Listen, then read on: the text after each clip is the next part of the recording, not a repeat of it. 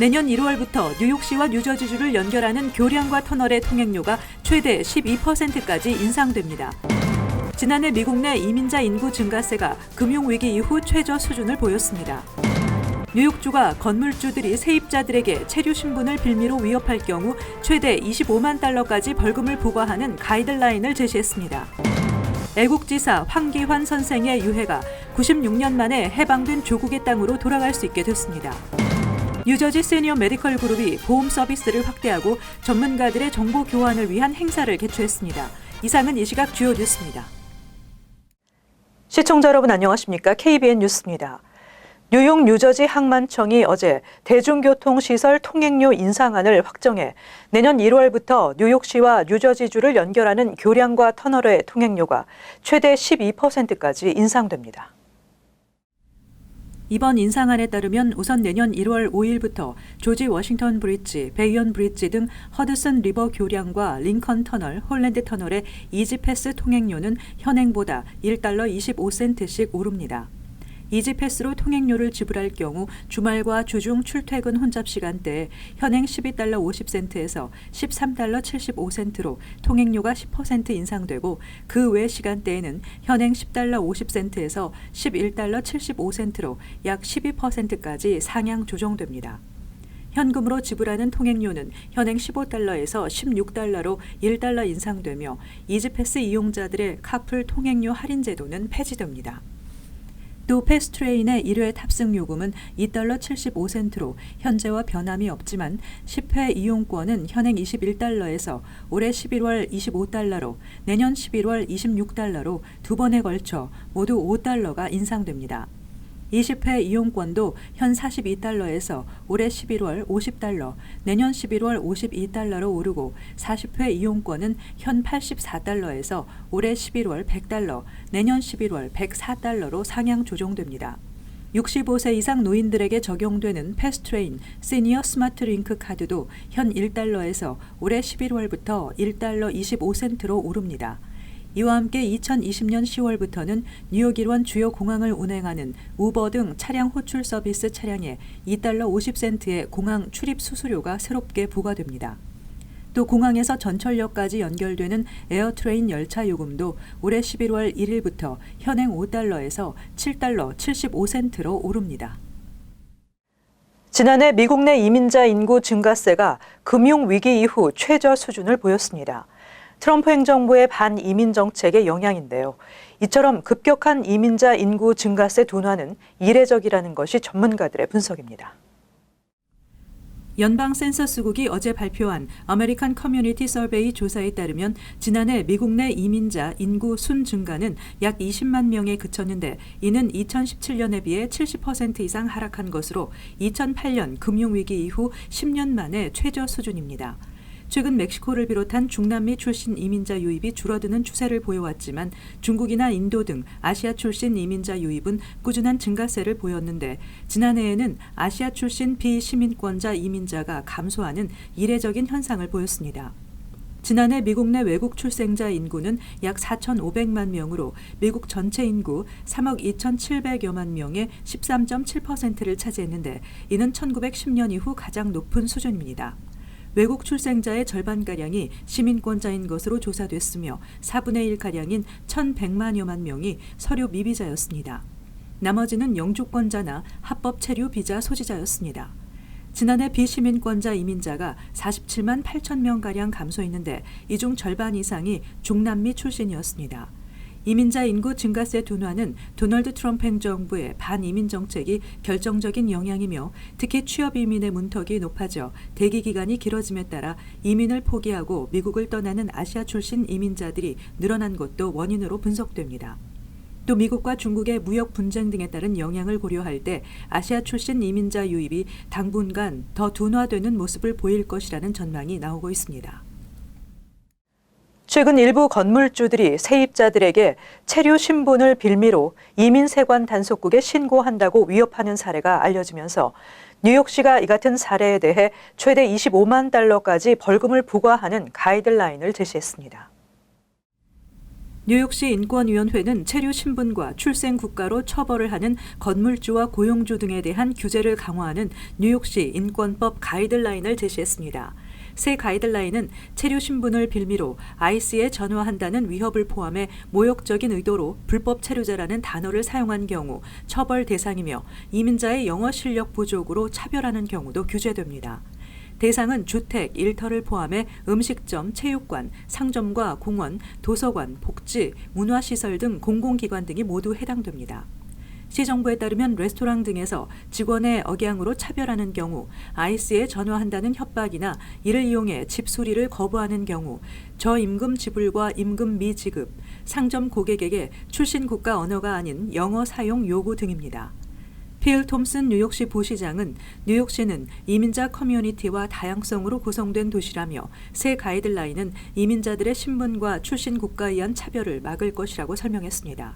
시 인권위원회 카멜린 말라리스 위원장은 현재 차별 사례 4건을 조사 중이라고 밝히고 뉴욕시는 이민자 커뮤니티가 존중받을 수 있도록 노력할 것이라며 피해 사례가 있다면 인권국 핫라인으로 연락할 것을 당부했습니다.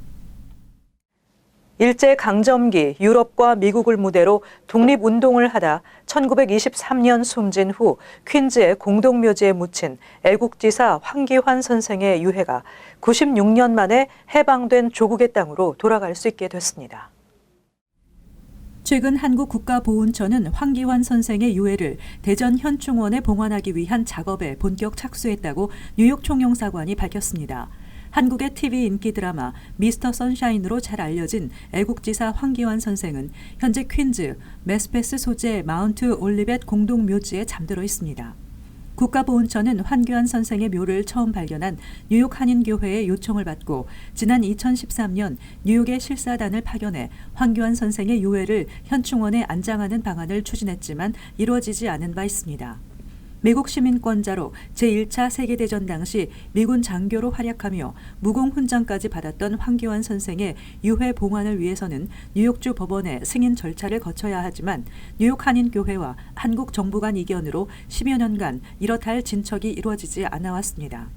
이에 따라 뉴욕 총영사관은 최근 황기환 선생의 유해의 한국 송환을 위해 변호사를 선임하고 뉴욕주 법원의 승인을 받기 위한 절차에 돌입했습니다.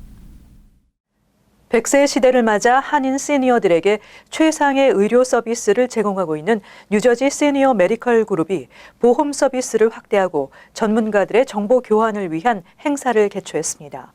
서울 메디컬 그룹의 차민영 회장이 직접 참석해 주요 사업을 소개하고 앞으로의 비전을 제시했습니다.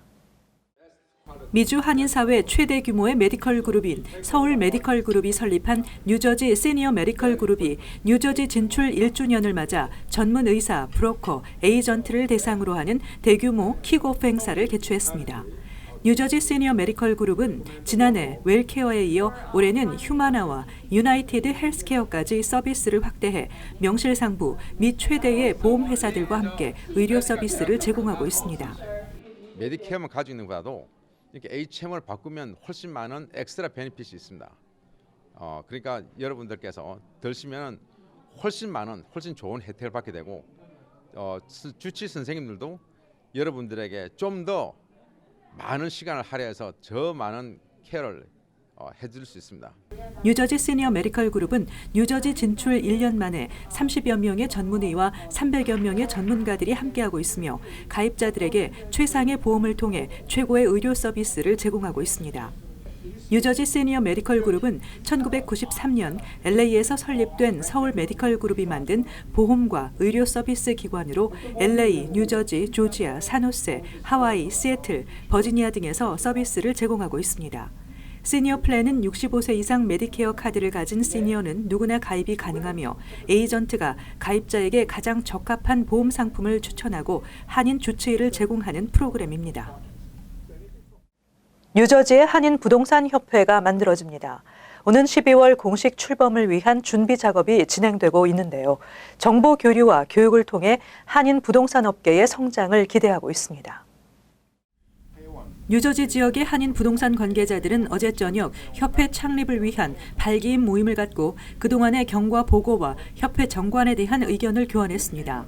참석자들은 부동산 중개인들 간의 권익 보호와 정보 교류, 자질 향상 등을 목적으로 협회를 설립하게 됐다며 후배 양성과 교육을 통해 동포사회 발전에 기여하겠다고 밝혔습니다. 이번 12월 3일 저희 창립 총회 발지를 기준으로 앞으로 많은 활동을 기대하고 있습니다. 특히 뉴저지에 거주하시는 부동산 라이선스 소유자분들께서는 많은 분이 동참하셔서 뉴저지 한인부동산협회에 관여하셔서 저희 권익보호와 협회 발전에 많은 도움을 주시면 감사하겠습니다. 현재 뉴저지에는 약 3천여 명의 한인이 부동산 라이센스를 가지고 있는 것으로 파악되고 있습니다.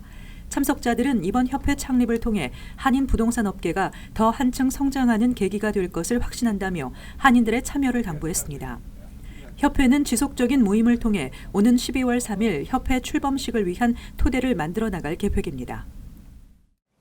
세계를 무대로 활동하고 있는 한국 아티스트들의 미디어 아트 작품들이 맨하탄에서 전시되고 있습니다.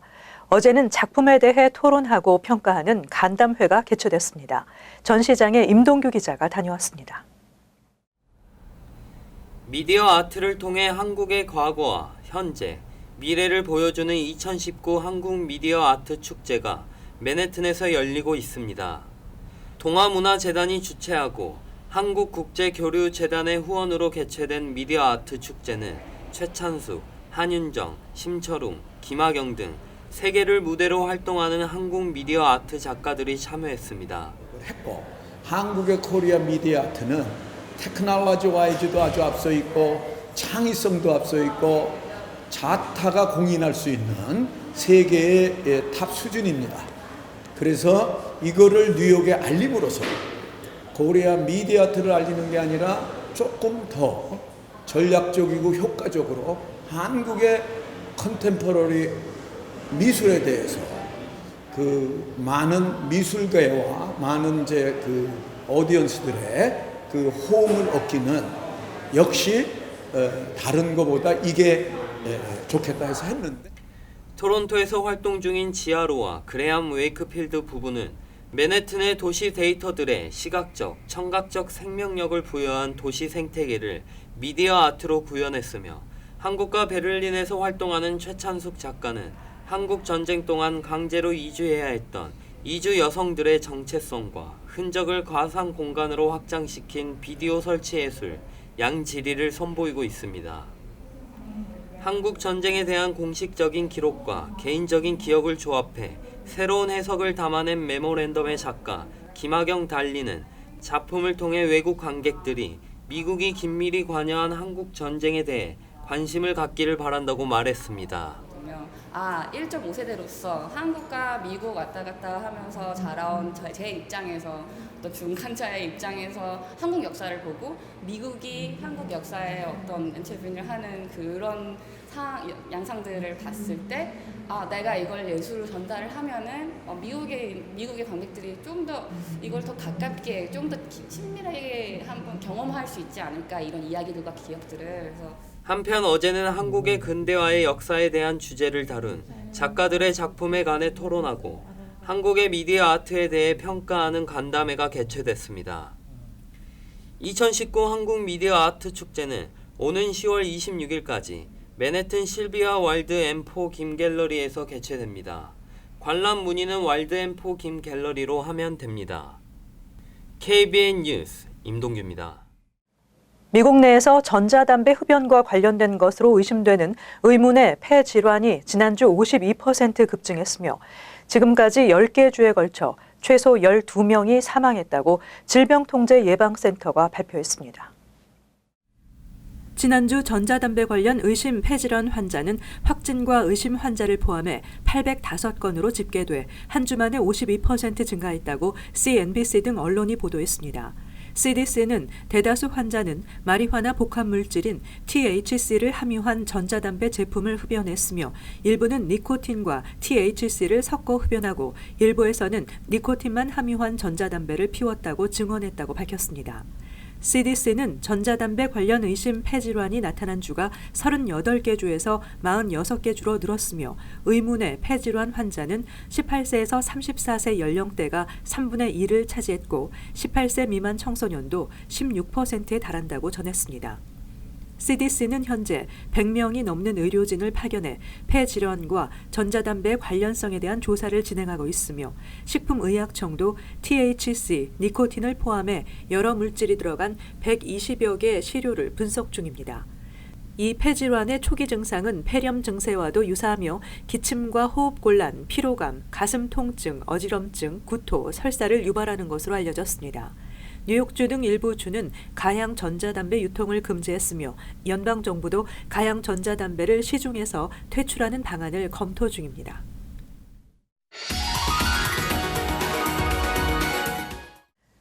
이어서 LA 지역 한인사회 소식입니다. 남가주 한인사회의 대표적인 분교단체라는 불명예를 얻어온 한미동포재단이 지난 24일 새로 출범했습니다. 수년간 불거져왔던 내부 분교를 매듭짓고 새 정관과 이사진 체제로 정상화에 돌입했는데요. 한인사회 공동재산인 한인회관 건물의 관리를 위해 만들어진 공적 단체인 만큼 투명한 운영은 여전히 과제로 남았습니다. 홍지은 기자의 보도입니다. 한미동포재단이 LA 카운티 법원의 법정관리 종료와 함께 새 출발을 알렸습니다. LA 카운티 수페리어 법원이 LA 한인회관 법정관리 종료를 명령함에 따라 한미동포재단은 그동안의 내부 분규를 끝내고 새로운 운영체제에 돌입했습니다. 우선적으로 새 이사진을 꾸린 재단 측은 투명한 경영을 최우선 과제로 꼽았습니다. 이 한미동포재단 사태는 사실 1, 2년의 상황이 아니라 아주 오랜 기간 동안 우리 남가주 한인사회 하나의 치욕적인 하나의 사례로 기록이 된 케이스입니다.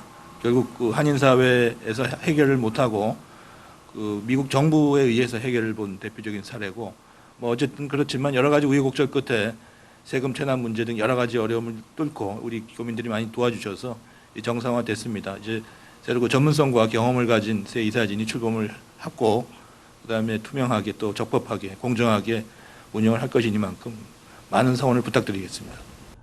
새로 만든 정관에는 이사 선출, 정관 개정 등 주요 사안에 대한 재적이사 75%의 동의에 의한 선출과 연말 독립회계 감사 실시, 그리고 회계 내역 대외 공개 등이 포함됐습니다. 하지만 해결해야 할 과제도 남았습니다. 그동안 임대료 면제 대상이었던 한인회의 렌트비 납부 여부와 새 이사진 선출 과정에 대한 한인회와의 갈등이 바로 그것입니다. 한인회가 주장하는 것들이 무엇인지 그런 걸 갖다가 이제 준비를 해주셔가지고 저희 이사회에서 그걸 결정을 할 수 있도록 자료라든지 그런 걸 갖다 수집을 해주시고 저희가 미팅을 하자고 저희가 제의를 했습니다. 끝없는 분규로 수년간 공백 상태를 유지해온 한미동포재단. 새 이사회와 함께 한인사회의 모범적인 비영리 단체로 탈바꿈할 수 있을지 귀추가 주목됩니다. MBC 뉴스 홍지은입니다. LA 지역의 개솔린 가격의 상승세가 그칠 줄 모르고 있습니다. 전미 자동차 클럽 AAA에 따르면 오늘 LA 카운티 지역의 평균 개솔린 가격은 갤런당 $3 90센트로 10일 연속 상승했습니다. 오렌지 카운티 지역의 평균 개솔린 가격은 $3 87센트로 한 주 전보다 13센트 급증한 것으로 나타났습니다. 앞서 전문가들은 사우디아라비아 정유시설에 대한 드론 테러 이후 수입량이 많은 캘리포니아주가 큰 타격을 입을 것이라고 전망했으며 최악의 경우 개솔린 가격이 $5대까지 폭등할 수 있다고 우려했습니다. 이어서 간추린 소식입니다. 뉴욕시 의회는 상용 건물 세입자를 건물주가 괴롭힐 경우 최대 $50,000를 벌금으로 부과하고 빌딩 라이센스를 내주지 않도록 하는 조례안을 통과시켰습니다. 빌 드블라지오 시장이 조례안에 서명해 즉시 발효되면 앞으로 건물주는 전기 요금 등을 무리하게 청구하고 이를 내지 않는 세입자에게 전기 등의 공급을 차단하거나 건물 내 수리가 필요한 것을 하지 않고 방치하는 행위 등을 할 경우 처벌을 받게 됩니다. 지난 10일 뉴욕주 업스테이트에서 스쿨버스에 탄 10세 흑인 소녀에게 10세와 11세 백인 소녀가 20여 분간 흑인을 조롱하는 모욕적인 폭언을 한 사건과 관련해 앤드루 쿠오모 뉴욕 주지사는 사건을 소년 법원에서 인종 혐오 범죄로 처벌할 것을 지시하고 주 인권국이 관여하도록 했습니다. 또 28세 백인 스쿨버스 차장도 아동 방치 혐의로 재판에 넘겨졌습니다. 팍스 뉴스에 따르면 FDA는 토렌트 파마슈티컬스사가 공급한 경구용 일부 혈압약에서 암을 유발하는 독소가 발견돼 자발적 리콜 조치를 확대했습니다. 이번 리콜 조치 대상은 이 제약사가 공급한 로사리틴 칼륨 경구용 제제로 란 넘버 2와 3에서 암을 유발하는 NMBA 독소가 발견된 것으로 알려졌습니다. 로사리틴 계열 혈압약은 한인 의사들도 고혈압 환자들에게 자주 처방하는 혈압약으로 알려져 있습니다. JD 파워가 최근 발표한 미 전국 대규모 공항 승객 만족도 조사에 따르면 뉴욕 공항은 1000점 만점에 686점으로 전국 19개 공항 중 최하위를 기록했습니다. JFK 국제공항도 727점으로 네 번째로 승객 만족도가 낮은 공항에 올랐습니다. 중간 규모 공항 평가에서는 퀸즈 라과디아 공항이 654점으로 최하위를 기록했습니다. 가장 높은 승객 만족도를 나타낸 대규모 공항은 1000점 만점 가운데 778점을 받은 올랜도 국제공항으로 조사됐습니다. 계속해서 환율과 증권 소식입니다.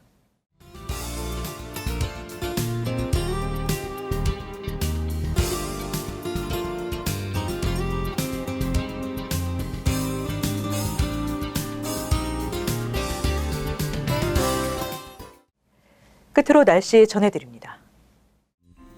토요일 대체로 맑겠습니다. 낮 최고 기온 83도, 섭씨 영상 28도, 밤 최저 기온 67도, 섭씨 영상 19도 예상됩니다. 일요일 역시 대체로 맑겠습니다. 월요일 맑은 날씨 이어지겠습니다. 이상으로 KBN 뉴스를 마칩니다. 즐거운 주말 되시기 바랍니다.